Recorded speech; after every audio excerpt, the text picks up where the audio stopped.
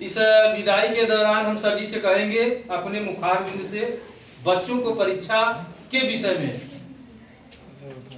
दो शब्द कहें जिससे बच्चे परीक्षा में जाएं। कैसे लिखना है, कैसे क्या करना है, कलम लेकर कैसे जाना है, कैसे बैठना है, उसके विषय में अपने मुखारबिंद से कहें। नाजिम करें।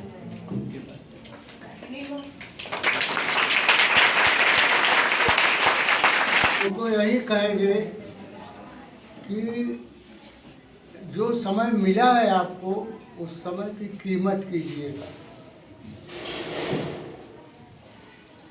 जानते हैं, और लगन से करिएगा। कदम चूम लेती है आखिर में मंजिल। ध्यान से सुनिएगा। कदम चूम लेती है आखिर में मंजिल। इंसान अगर अपनी हिम्मत न हारे, हिम्मत मत हारना बेटा। सबसे पहले आप जो प्रश्न आता है उसको हल करिए, चाहे जो विषय हो। उसके बाद जो नहीं आता है, जो कुछ उसमें आता है, हल जरूर करिएगा। एक भी प्रश्न मत छोड़िएगा। कॉपी जांचने वाला कहता है कि मैं सादे पढ़ने में कौन सा नंबर दे दूं, कुछ तो लिखिए और समय मत बर्बाद करिएगा। एक एक मिनट इस समय आपके लिए कीमती है। बस और कुछ नहीं कहेंगे। बस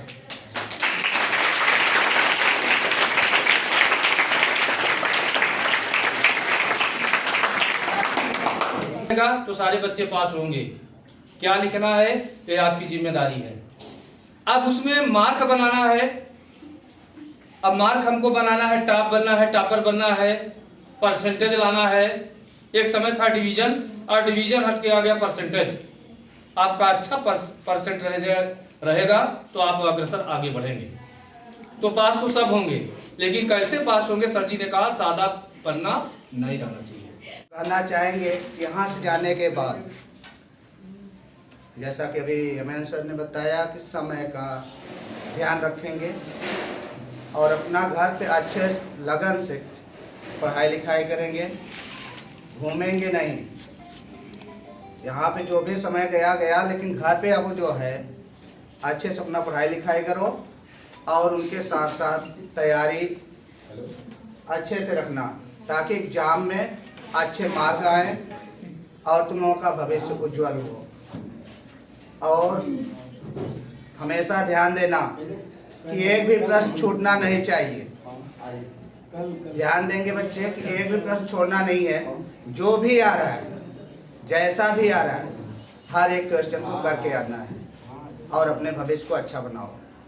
बस इसी के साथ धन्यवाद। मौका एक जीवन की पहली एक मौका मिला है। आप बोर्ड की परीक्षा में बैठने के लिए जाएंगे। और जैसा कि हमारे सभी सर बताए हैं कि पेपर में हमको कैसा कैसा क्या करना है, और कक्षा में जब भी मैं क्लास अटेंड करता हूं फिर भी बच्चों को हम इसके बारे में ज़रूर हम वहां पर ए वर्ड जरूर रखता हूं कि एक भी क्वेश्चन ऐसा ना हो कि हम वहां पर छोड़ कर आए, बल्कि उससे कुछ न कुछ जरूर लिखे उस प्रश्न। तो जैसा कि मैं बताया हूं कि असफल भी सफल बन जाता है, असफल भी सफल बन जाता है, और निर्बल भी सफल बन जाता है। असफल जो असफलता को हासिल करता है वो भी एक दिन सफलता को हासिल कर लेता है, और निर्बल जो असहाय होता है वो भी एक दिन अपने वो मंजिल को प्राप्त कर लेता है। असफल भी सफल बन जाता है, निर्बल भी सफल बन जाता है। परिवर्तन ऐसी चीज है जो कीचड़ में कमल खिल जाता है। को बालिकाओं को हमने जो है पहले ही 10वीं के लोगों को जो है बताया हुआ है कि विद्या विहीन पशु, मतलब विद्या के बिना लोग पशु के समान होते हैं। तो हमें कोई भी जैसे पाठ को जो भी है आप अध्ययन करें, कोई भी सब्जेक्ट है तो आप लोग उस पर अच्छी तरह से जो है अपना अध्ययन करिए, और जो है पूरे अध्ययन करेंगे तब जाके जो है आपको सफलता मिलेगा। और ये भी बताया जा रहा है कि जो बच्चों को कुछ भी नहीं आ रहा है, बच्चों को बताया जा रहा है कि वो कुछ भी नहीं आ रहे हैं, सादे पेज को न छोड़ के आइए। तो सादे पेज की बात की यहाँ नहीं, बच्चों को अगर आ रहा है तो सादे पेज को, अगर उनकी जो मानसिकता है, लिखने का तरीका है, अगर उन्हें आएगा तो सादे पेज को भी भर सकते हैं। अगर उनकी मानसिकता और बुद्धि विवेक कार्य को नहीं कर पाएगा तो शादी पेज को भी नहीं भर सकते हैं। इसलिए हमें जो कार्य करना चाहिए अपनी बुद्धि और विवेक से कार्य करें तो हमें सफलता एग्जाम में अवश्य ही मिलेगा।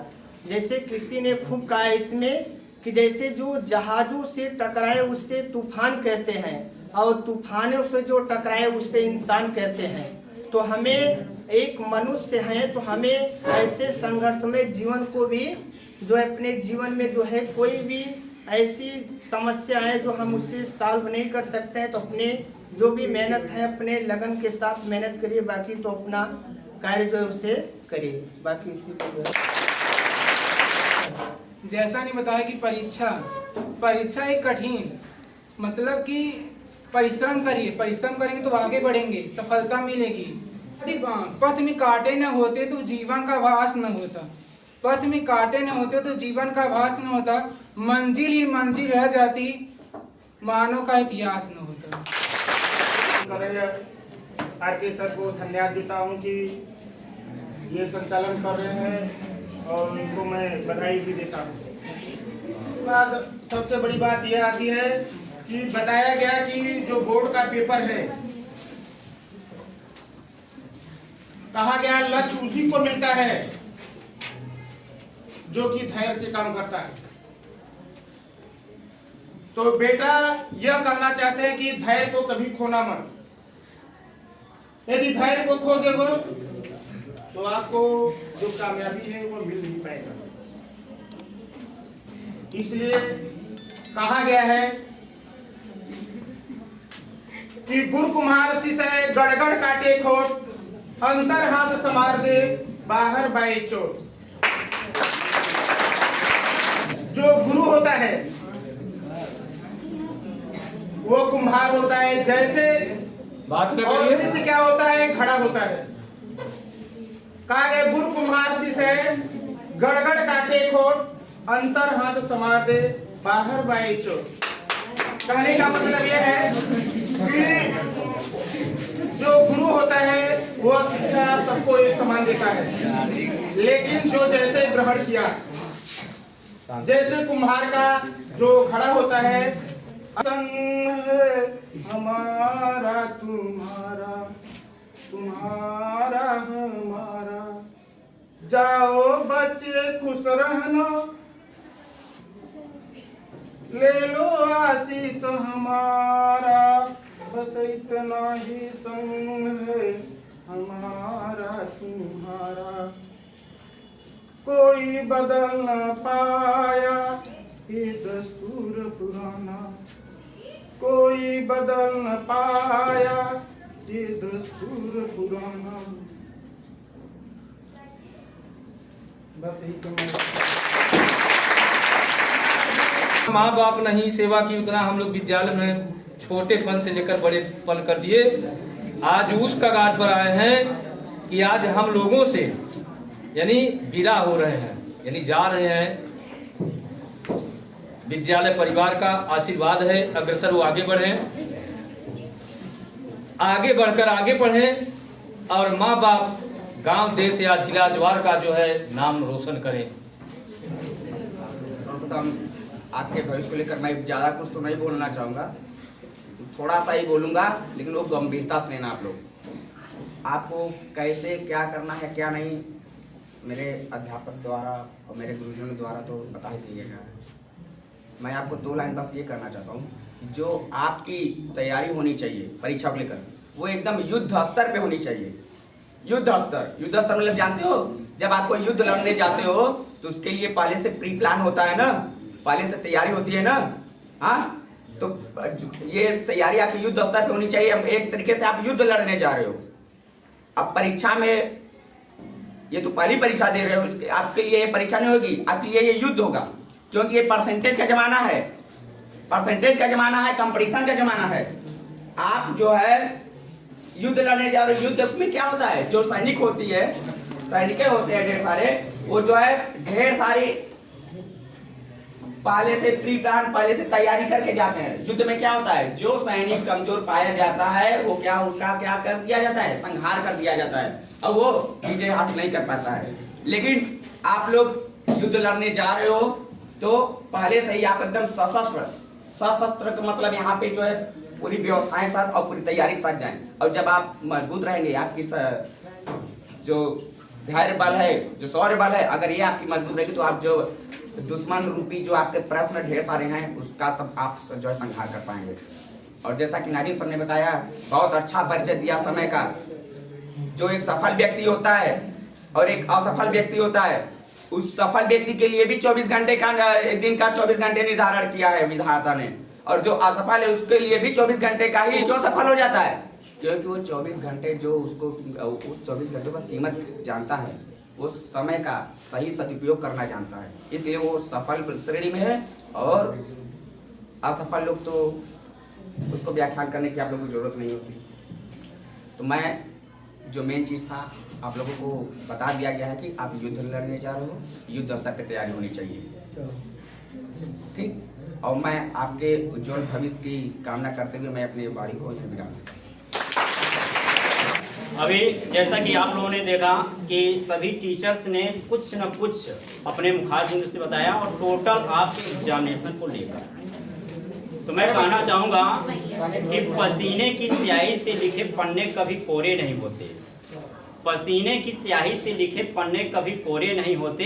अरे जो करते हैं मेहनत दर मेहनत, उनके सपने कभी अधूरे नहीं होते।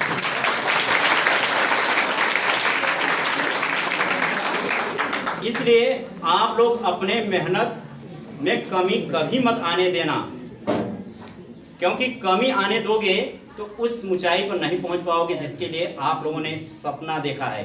सिर्फ ये आपका सपना नहीं है मेरे बच्चों, आपसे जुड़े हुए आपके पेरेंट्स के और आपके गुरुजन का भी सपना है। जब आपका सपना साकार होगा तो समझ लीजिए उनका सपना साकार हो गया।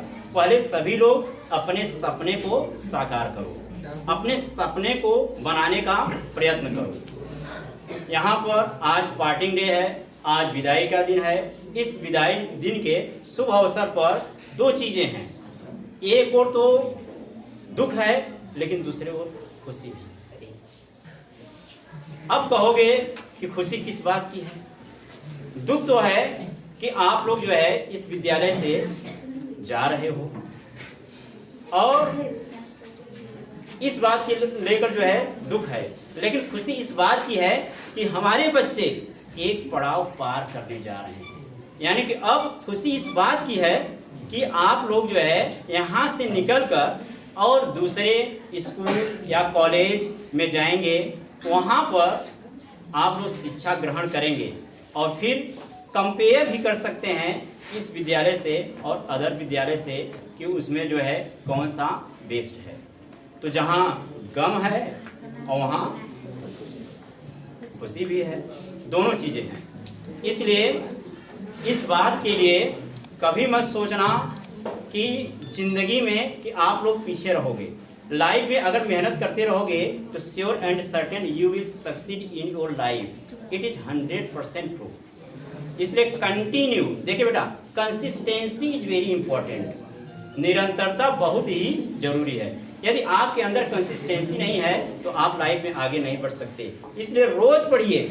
एक दिन अगर आप 10 घंटे पढ़ लिए, दूसरे दिन एक भी घंटा नहीं पढ़ा, उस पढ़ाई से कोई लाभ होने वाला नहीं है। कंसिस्टेंसी का मतलब यही है कि आप एक ही घंटा पढ़िए बट रोज पढ़िए। ये 2 घंटे पढ़िए लेकिन रोज पढ़िए, एक भी दिन गैप नहीं होना चाहिए। इसलिए आप लोग लाइफ में आगे बढ़ने के लिए, क्योंकि आपकी आशाएं सिर्फ आपकी आशाएं नहीं हैं, कई लोगों के आपसे आशाएं जुड़ी हुई हैं। यहाँ पर जितने टीचर्स गण बैठे हुए हैं सभी यही आपके लिए जो है ईश्वर से प्रार्थना करते हैं कि आपका परसेंटेज हाई हो और आप जब भी मिलें आगे सर्टिफिकेट दिखाएं कि सर मैंने हाई परसेंटेज, हाई स्कोर प्राप्त किया है। तब जाकर जो है टीचर्स को बहुत खुशी होगी। बेटा आप सक्सेस होंगे तो सिर्फ 2 बंदे बड़े खुश होते हैं, तीसरे की बात तो नहीं की जा सकती। 2 बंदे में पहले हैं आपके पेरेंट्स और दूसरे हैं आपके गुरु, आपके टीचर, और तीसरे खुश होंगे या दुखी होंगे ये उन पर डिपेंड करता है। इसलिए लाइफ में आगे बढ़ना है तो क्या करना होगा? मेहनत करना होगा। बिना मेहनत का कुछ मिलने वाला नहीं है। तो आशीष वचन 2 लाइन कहना चाहूँगा कि खिलते फूल जैसे लबों पर हंसी हो, ना कोई गम हो ना बेबसी हो। खिलते फूल जैसे लबों पर हंसी हो, ना कोई गम हो ना बेबसी हो। सलामत रहे यह जिंदगी का सफर, जहां आप हो वहां बस खुशी ही खुशी हो।